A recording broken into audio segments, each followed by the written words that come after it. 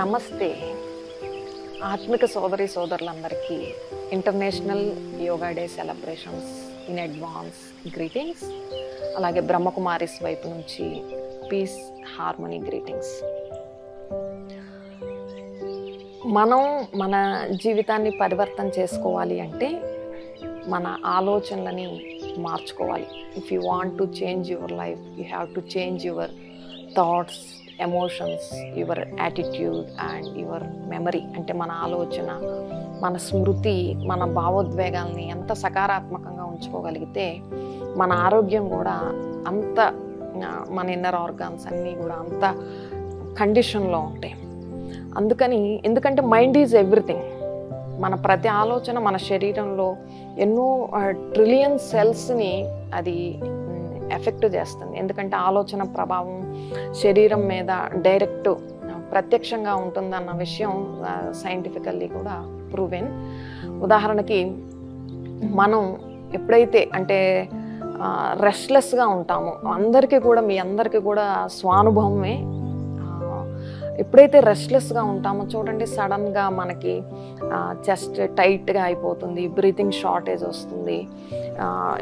వరీగా ఉన్నాం అనుకోండి, అప్పుడు ఏమనిపిస్తుంది, మనకి డైజెస్టివ్ సిస్టంలో ఇన్కన్వీనియంట్గా ఫీల్ అవుతాం.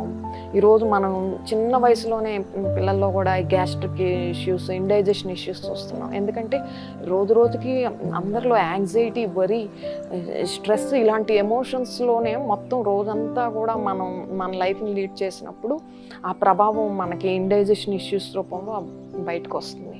అలాగే మనం మన మనస్సుని, మన హార్ట్ని హేట్రెడ్గా ఉంచుకున్నాము, లేకపోతే శత్రుత్వ భావం, వైరం, విరోధ భావనలు, మితిమీరిన పోటీతత్వం ఇవన్నీ ఉంచుకున్నప్పుడు, అలాగే ఎదుటి వాళ్ళని మనం క్షమించలేకపోవటం, ఇట్లాంటివన్నీ మనం ఉంచుకున్నప్పుడు ఏమవుతుంది అంటే అది హార్ట్ ఇష్యూస్. దాన్ని మణిపుర చక్ర బ్లాక్ అయింది అంటారు కదా. అంటే రకరకాల బ్లాకేజెస్ ఏవైతే ఉంటాయో ఆ బ్లాకేజెస్సే మన శరీరంలో రకరకాలైనటువంటి డిసీజెస్ రూపంలో బయటకు వస్తూ ఉంటాయి అన్నమాట. అలాగే మనలో విపరీతమైన యాంగర్ ఉందనుకోండి, ఆ యాంగర్ వల్ల ఎంత నష్టం అనేది అందరికీ తెలిసినటువంటి విషయమే. యాంగర్, అలాగే టెన్షన్ ఇవన్నీ ఉన్నప్పుడు స్కిన్ రిలేటెడ్ ఇష్యూస్, టెన్షన్ వల్ల స్కిన్ రిలేటెడ్ ఇష్యూస్ వస్తాయి, ర్యాషెస్, స్కిన్ అలర్జీస్ ఇవన్నీ వస్తూ ఉంటాయి అన్నమాట. అలాగే ఫియర్ ఉన్నప్పుడు మన కిడ్నీస్ ఎక్కువగా డ్యామేజ్ అవుతూ ఉంటాయి.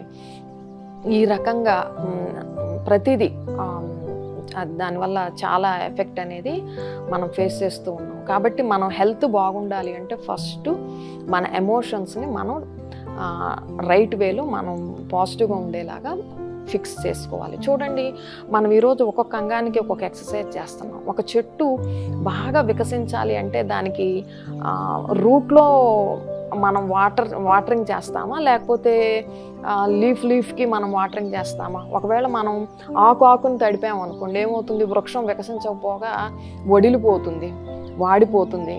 అలాగే మనం కూడా అంతే. మన శరీరంలో ఒక్కొక్క అవయవానికి మనం రకరకాల అంగాలకి మనం వ్యాయామాలు అవి రకరకాలుగా చేస్తున్నాం. ఆఫ్కోర్స్ బాడీ ఫ్లెక్సిబిలిటీ కోసం మనం వ్యాయామాలు అవన్నీ చేయాల్సిందే. కానీ ఇక్కడ మానసికమైనటువంటి ఫ్లెక్సిబిలిటీ ముందే మనం ఇందాక చూసాం కదా, మన ఆలోచనల్లో ఎప్పుడైతే కంజెస్టెడ్నెస్ ఉంటుందో, నేరో మైండెడ్గా ఉంటుందో, మనలో మన బాడీలో కూడా ఆ స్టిఫ్నెస్ అనేది ఉంటుంది. హార్ట్ బీట్ పెరిగిపోవటం, పల్స్ రేట్ పెరిగిపోవటం, ఏంటి బిగుసుకుపోయావు అంటారు కదా. అంటే మన ఆలోచనలతోనే మనలో ఆ స్టిఫ్నెస్ అవన్నీ వచ్చేస్తాయి. మన ఆలోచనలో మన మనసు ఎంత ఓపెన్ మైండ్గా ఉంటుందో, ఎంత పాజిటివ్గా ఆలోచిస్తాం, మన మనసుని ఎంత శాంతిగా, నిలకడగా, సౌమ్యంగా, సంతుష్టంగా ఉంచుకునేటువంటి సాధన ఎంత చేస్తామో, అంత సరళ స్వభావం, ఫ్లెక్సిబిలిటీ నేచర్ ఎంత అలవర్చుకుంటామో అంతగా మన శరీరంలో ప్రతి ఇన్నర్ ఆర్గాన్ కూడా చాలా పర్ఫెక్ట్గా అది వర్క్ చేస్తుంది. అన్ని కండిషన్లో ఉంటాయి. కాబట్టి మనం ఎమోషన్స్ని పాజిటివ్గా ఉంచుకుంటమే ది బెస్ట్ మెడిసిన్. ఓం శాంతి.